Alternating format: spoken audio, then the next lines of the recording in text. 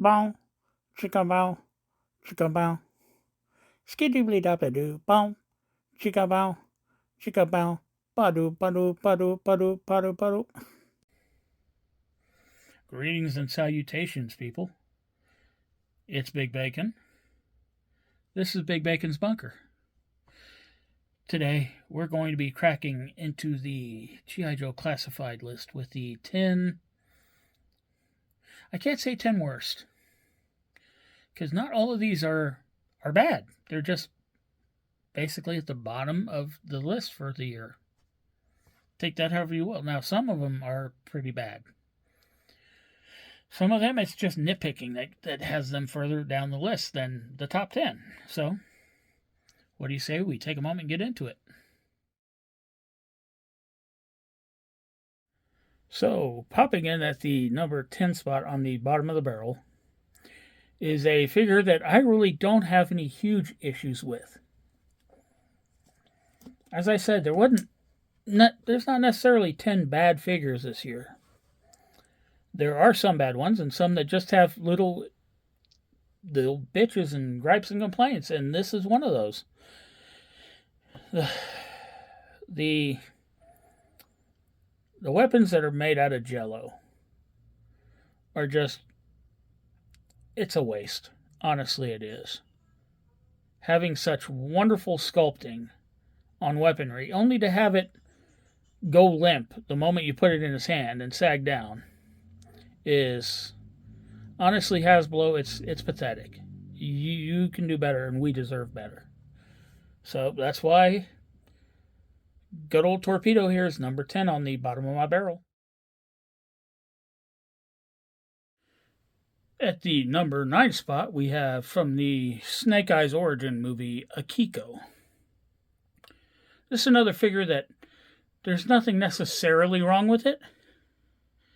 I mean, it's a new character, new sculpt, new look. The sculpt on it is actually really well done. Paint is pretty decent. My only issue is the lack of accessories, which has been a pattern for the movie figures. Yeah, she's got one weapon one large weapon, and then two smaller ones that are just mock-ups of the big one, I guess. Like it's broken down into two pieces.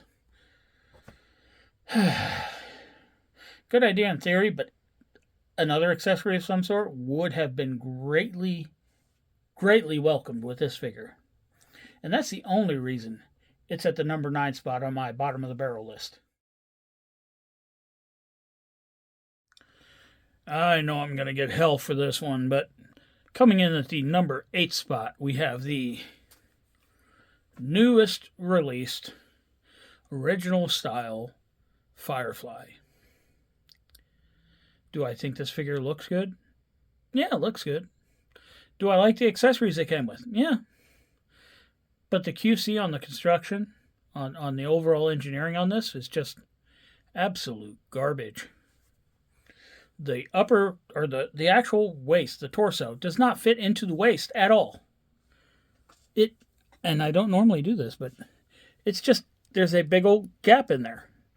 Everything down is loose. It's bad engineering. Like I said, visually, accessory-wise, great figure. Engineering sucks donkey dick. So that's why Firefly is number 8 on the bottom of my barrel list. Coming in at the number 7 spot, we've got Copperhead. This is yet another figure that I think... I mean, it looks fine on its own. But giving us vehicle drivers without vehicles, I mean, that's like having sex without your sister. Okay, that was a West Virginia joke that I'm not sure everybody's going to get. That's like having cereal without milk. I mean, it just goes hand in hand. Number 2, they really cheapened out on this guy. Normally, when they give you only a small handful of accessories, it's because one of them is a larger accessory, something that kind of makes up for the lack of anything else. This guy came with not a small knife, not a sword, but basically a machete and 2 pistols. That's it. I mean, Hasbro, I know you can do better. I've seen you do better. Keep doing better, because, yeah. That's why that's why Copperhead is number 7 on my bottom of the barrel.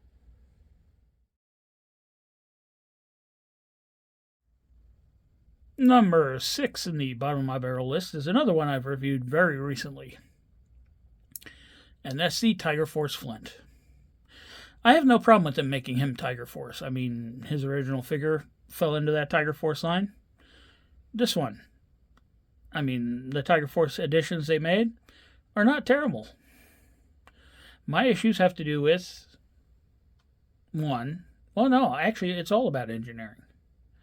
The weapons are manufactured in a plastic that is so weak that literally that Recondo rifle they gave him can shoot around a corner without any questions asked.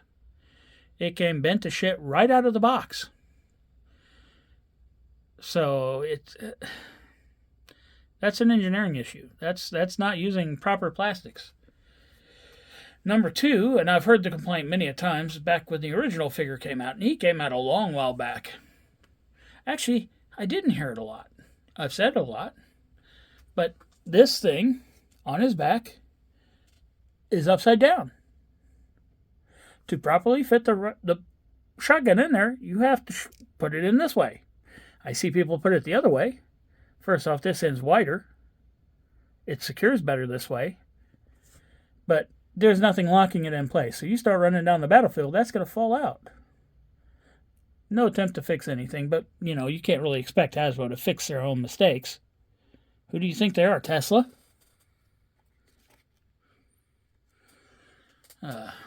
Yeah. So, appearance-wise, I'm perfectly fine with this figure. My complaint here has to do with the accessories. So, that's why he's sitting at the... Oh, goodness, what did I say he was? Number 6 spot in the bottom of the barrel. Number 5 in the bottom of the barrel, we have, surprise, surprise, Tiger Force Dusty. Yes, they took a desert trooper who came with desert gear, and they've painted him to be in the jungle. First off, much different climates. Temperature-wise might be the same, but you're going from arid to very, very humid. Yeah. Secondly, unlike Flint, he actually came with some accessories that were properly stiff. And yet, a couple of them I pulled out of the package had stress marks on them, as though they were meant to be factory pre-bent, but because they were made from the proper plastic, they don't bend back, they stress mark. So, yeah. Not thrilled with how this one turned out. And that's why Dusty is number 5 in the bottom of my barrel.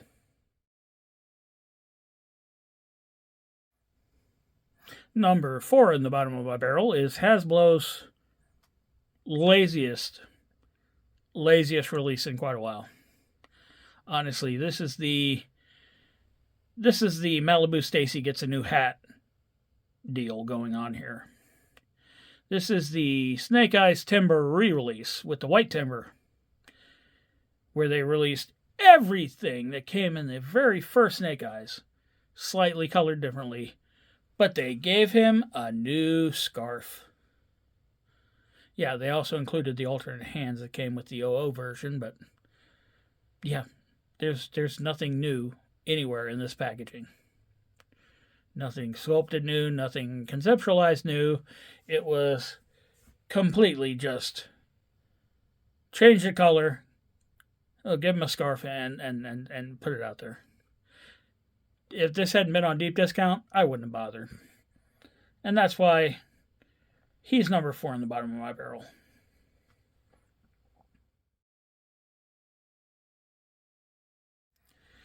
Coming in at the number 3 spot, we have Joan Collins. Or is it Joan Rivers?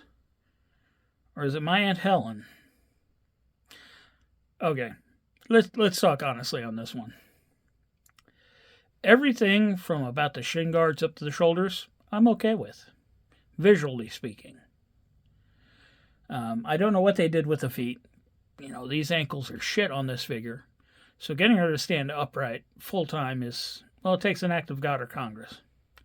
And number two, I don't think it's the face sculpt that's an issue. But what I can assure you is that this is in absolutely no way any kind of fashion model turned soldier like CoverGirl's supposed to be. She's got that 70s, 80s heavy over makeup look like you would see one of your great aunts wearing in their 60s or 70s. It's just, it does not look good. You know what? I'm just going to say it. It is ugly. It's ugly. And that is why CoverGirl is sitting at the number 3 spot in the bottom of my classified barrel. Coming in at the number 2 spot in the bottom of my barrel, we have the Kareness. That's right. This is the second figure from the Snake Eyes Origin movie to make it onto my list. Yay! Like the last one, I will say anything between the ankles and the shoulders, I'm perfectly fine with. Visually speaking, sculpturally speaking, paint is good. I mean, it's a great looking Baroness body. Then you get to the feet, where they gave her big old pointed-toed wedge shoes and ankle detents that are impossible to lock into place in a position where she'll actually stand. They're either too far forward or too far back. And like the last one, it takes an act of God or Congress to get her to stand up. Secondly, the face sculpt only moderately looks anything like the actress that portrayed the Baroness. But the big issue here is the giraffe neck. This is a huge neck. Nobody deserves a giraffe neck, Hasbro. Nobody. For shame on you. You can do better. I've seen you do it. And that's why the Kareness is at the number 2 spot on my bottom of the barrel. So before we actually get to it, what's everybody think the number 1 is? I know what most people think it is, and I think you're going to be surprised. So go ahead down there in that little comment section. Put down there what you think I got right, what I got wrong, what you think should be on the list, and did you see something that really shouldn't have been, in your opinion? I want to know. I want to know because I care. That's right. And now, as with any kind of shit barrel, you know how when you get down to the very bottom, that's where the stinkiest shit is? It's time for us to get to it. And here it is, everybody. The number 1, the absolute bottom of the barrel, the stinkiest shit in the shit bucket. We have the Snake Eyes Origin Ebony figure. That's right, I refer to him as Ebony because there's no way in hell I'm ever going to call this character Snake Eyes. First off, this is the 6,232nd Snake Eyes that they gave us in the line. It is the least articulated, the least accessorized. I mean, they pulled articulation points. They gave us less articulation on a figure that was newer than the first one. This thing came with bare bones accessories, which included 2 knives that at no point in the movie did he ever fucking touch, and had no place being in the accessories. And the alt head, the unmasked head. And I'm sorry, Hasbro, under no circumstance should Snake Eyes ever fucking be unmasked. I don't give a fuck what Lorenzo D. Fucker. Yeah, fuck Lorenzo. Seriously, I don't care what he says or thinks. He's no G.I. Joe expert. Snake Eyes should never be unmasked. And even if you do unmask him, hey, guess what? There's an entire history of storyline about him. You don't have to make up something new. You don't have to change who he was, because if you think that this character is the draw for your franchise, that this was the most important character, the one that everybody loved, then why would you change him? Seriously. You fucked up that movie, you fucked up this figure. And in fact, this figure probably should never have existed in the first place, but I digest. So, here we have him. Bottom of the shit barrel. Snake Eyes origin, Ebony. Sorry about the language. I don't like using dirty words like Lorenzo or D. Bonaventura. I don't like using that kind of bad language, but it slipped out. I apologize. Let me say, if you've made it this far into the video, thank you for sticking around. Thank you for watching. I love you. I appreciate you. And until next year, I hope to see you again for that video. Later, Tater. Big bacon. Yum.